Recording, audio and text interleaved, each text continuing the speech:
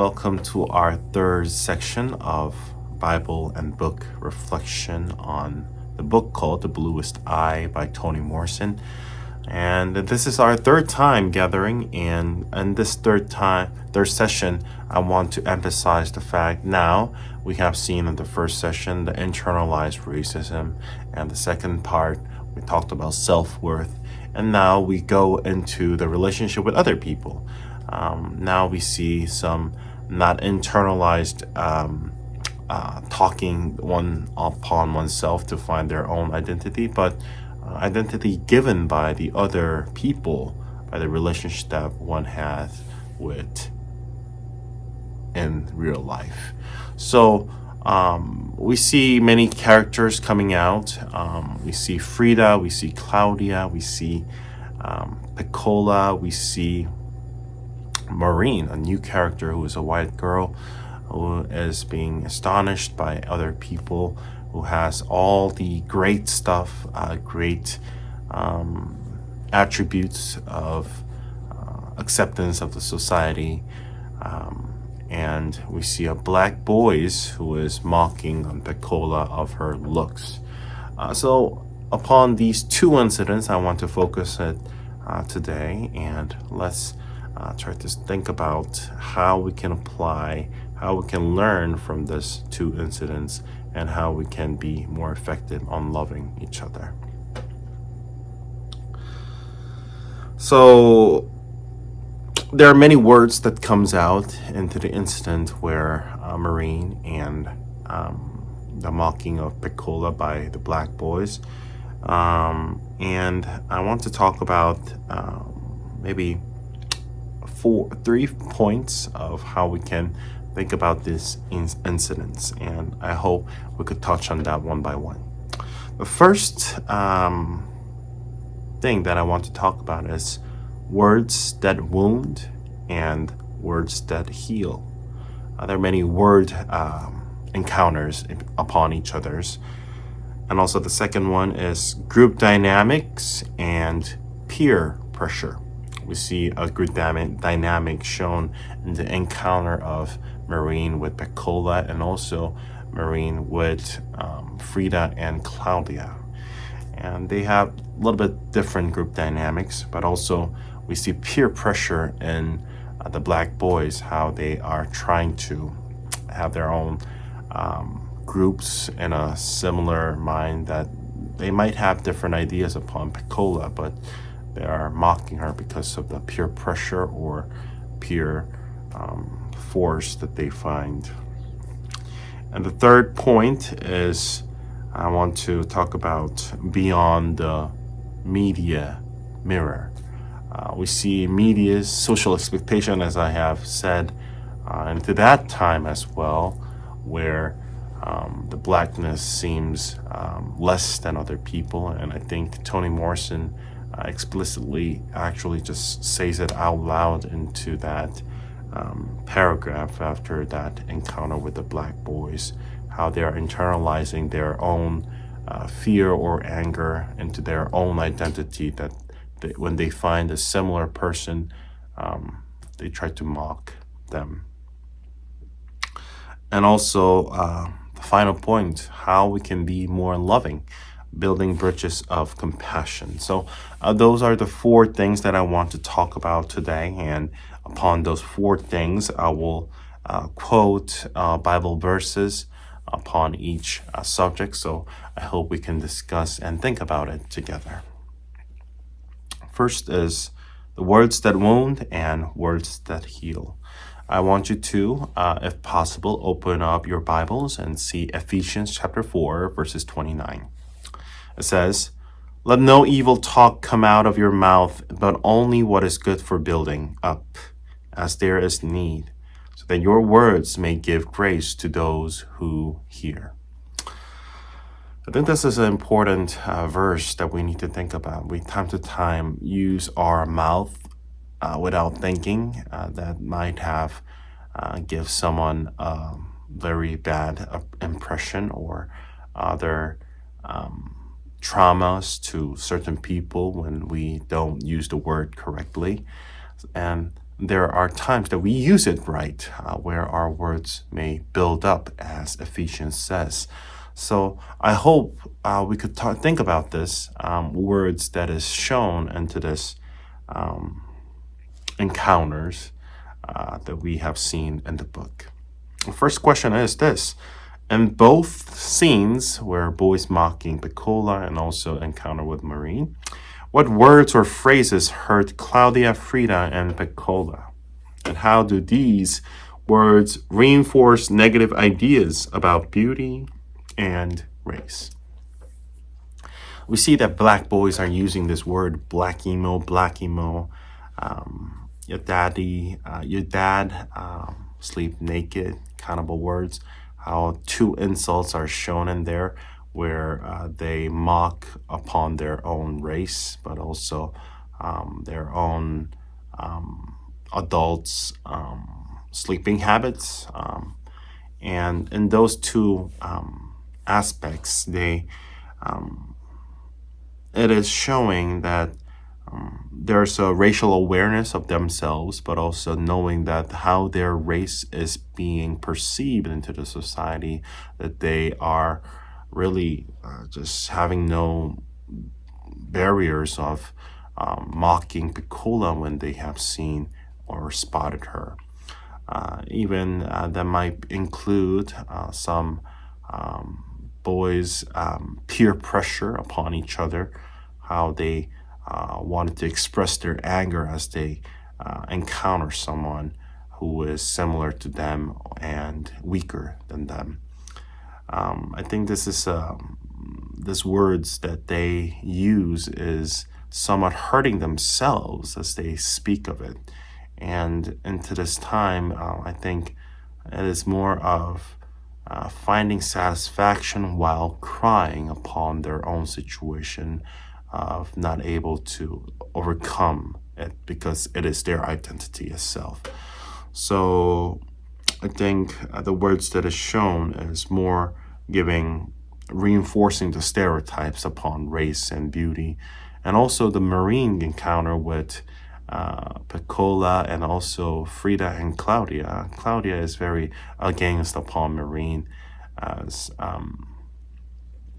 as they talk about a lot of questions, and upon that questions, Claudia develops her understanding of her own race being less than them, less than Marine white, that it triggers her to reflect upon our own situation that gets Marine into very mocking situation, using the same word to Claudia and Frida. Black emo, I am cute and you are ugly. Kind of an expression is shown in Toni Morrison's book. And upon that beauty standard, I think beauty is the way how people get accepted easily onto the groups. And in this time, it is entangled with race. Not only the beauty standards is upon one's look, but also entangled with the race itself that makes it worse, how this negative stereotype might be reflected upon. So moving forward, one more question is that we shared is, how can we use our words differently? I think when I first came to seminary, what I learned about is to use this word God in a very gender neutral way, because someone might have trauma upon father figure or other ways of saying it. So understanding that, I kind of recognize that there are many words that needs to be reconsidered and also be more neutral to only display the intent of that word itself, but not the inner or personal way of understanding that word. So it was a very difficult process for me to figure out why why it has to be done, but asking that questions to the professor has given me some understanding of how someone might be not comfortable with that kind of a usage of the word. Not only God but upon other aspects as well, and other words as well. So, in thinking of that, I think when we use our words, I think as Ephesians has said, I hope our words that we speak would build up in a way how we see things in optimistic ways, like there's only half glass of water, and against there are over half of water in the glass, kind of a mindset to really think and use our words wisely to make our understanding or perception into an optimistic or building up a way that we could use it even in our racial attributes. I hope we could be more respectful for each other, but also in other situations like this is mainly about race. This book is mainly about race, but also thinking about erasing this word race and thinking about other isms. We might really have some more applications into our own community. The classisms, the ageism, sexism, and many other isms are out there. And when we apply this understanding of word, how important word is, then we might be able to make a more welcoming environment for our communities to join, and more loving way might be found when we use a more inclusive or more positive words in our wordings. So I hope we could build up together as a church, how we could show our love and not judge. And I hope there are many times that we say the word love, but it becomes a judgment time to time. But let us try to really love them as Jesus have loved us. Second point that I wanted to talk about was group dynamics and peer pressure. The question that we had was, how do Claudia and Piccola react differently to Marine's comments? Why do you think they react differently? So Marine's comments was upon some questions upon their growth and also other things, but especially on the aspect of asking the movie title. I don't recall it right now, but I think it was a very popular movie at that time where it talks about race issues.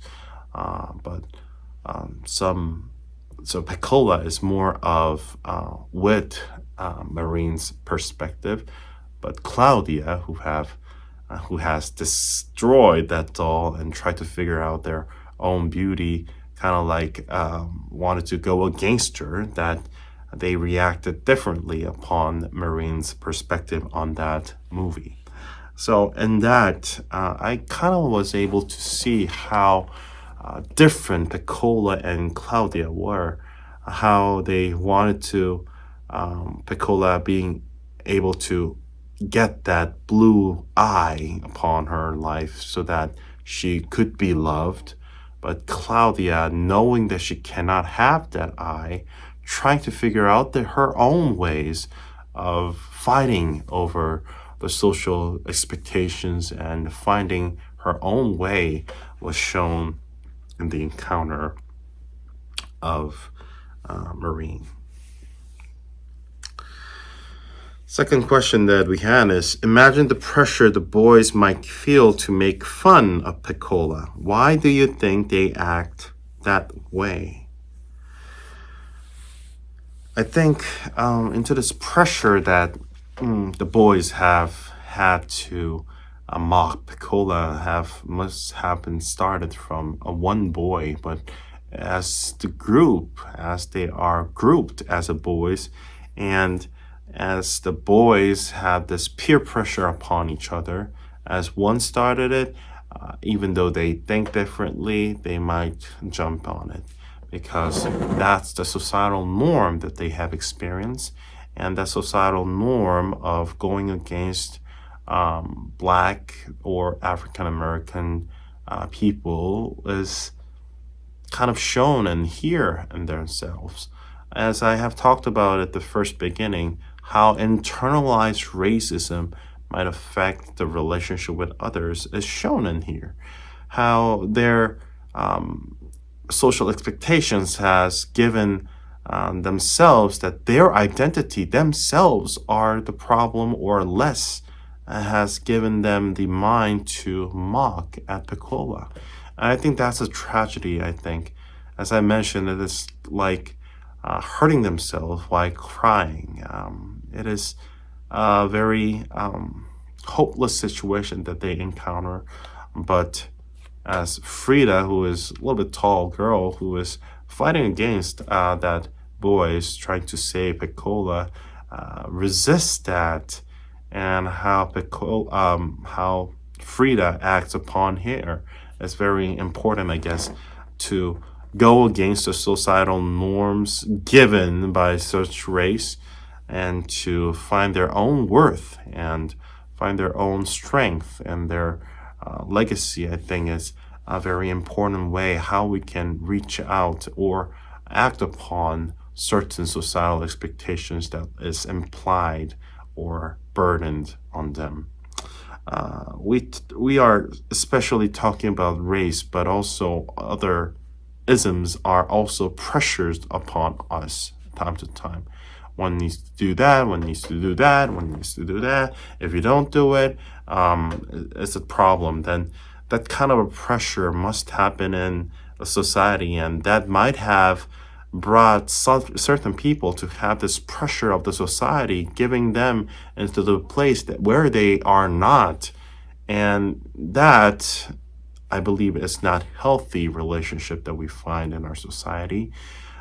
Doing the things that we don't want to do or is not is something that is harmful and destructive, and that we need to act upon it. As a church, I think there are many times that we encounter that the time that we need to choose sides, but I think focusing on Jesus Christ's love is the part that we need to side with. On Jesus Christ, who have tried to gather and embrace everyone, is the part that we need to accept and try to do as a church. So I hope, even though there are societal pressures, even though there are things that burden us, and I hope we could go over that and trust in Jesus' love that Jesus has given us, and to try to following it would be the first response that we need to do as a church. Upon this, I think Proverbs chapter 1, verse 10 to 19 gives us some understanding upon this. It says, "My child, if sinners entice you, do not consent. If they say, 'Come with us, let us lie in wait for blood. Let us wantonly ambush the innocent. Like Saul, let us swallow them alive and whole, like those who go down to the pit. We shall find all kinds of costly things. We shall fill our houses with spoil. Throw in your lot among us. We will all have one purse. My child, do not walk in their way. Keep your foot from their path, for their feet run to evil, and they hurry to shed blood. For in vain is the net baited, while the bird is looking on. Yet they lie in wait to kill themselves, and set an ambush for their own lives. Such is the end of all who are greedy for gain. It takes away the life of its possessors." Amen. I think this is the way how it is shown in peer pressure. We don't need to follow it, but we just need to follow Jesus Christ as we are called as Christians. Third point that I wanted to talk about is beyond media mirror. This goes on with the societal expectations that I talked about and pressure, peer pressure. It is more of how the media time to time expresses more upon certain race or certain situations that it makes certain audiences to feel in certain ways. I think that is really shown in each channels when we see upon our TV channels, but also in our newsletters and many other places of media. It has their own ideology and message upon it, but we know how we can choose that media. But I hope we could choose the Bible, how Bible says Jesus Christ's commandments to love God and love our neighbor, and how we can do that is the part that I wanted to talk about in discerning upon beyond the media mirror. So in discerning, I have brought Romans chapter 12, verse 2, which says, "Do not be conformed to this age, but be transformed by the renewing of the mind, so that you may discern what is the will of God, what is good and acceptable and perfect." I think this verse shows us many things to get over with the peer pressure, but also have this understanding of finding and discerning the truth as the most important part, how what we are called to do and what we are trying to do should be reflected upon our discernment as well, to love God and love our neighbor.